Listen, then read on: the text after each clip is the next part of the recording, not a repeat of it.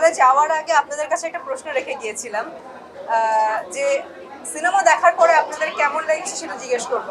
আপনাদের ছোট্ট করে একটু জিজ্ঞেস করতে চাই, আপনাদের কেমন লেগেছে? সুপার। কোথায় দমে, মানে দম নাই তো কারো? সুপার, ভালো লেগেছে। এটাই আসলে মানে প্রাপ্তি।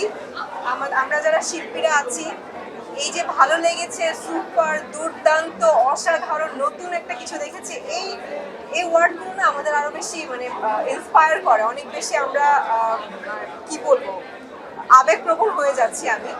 বাট অন্য একটা পূজাকে দেখতে পেরেছেন, এটা আসলে আপনাদের মুখ থেকে শোনাটা আমার জন্য অনেক বড় একটা কিছু। কারণ প্রতিনিয়ত আমরা সবসময় যেই কাজই করি, আমি কোনো কাজকে ছোট করছি না, বাট যেই কাজই করি আমরা প্রতিনিয়ত শিল্পীরা বলি যে আমি নতুন করে নিজেকে ভেঙেছি, নতুন করে নিজেকে গড়েছি।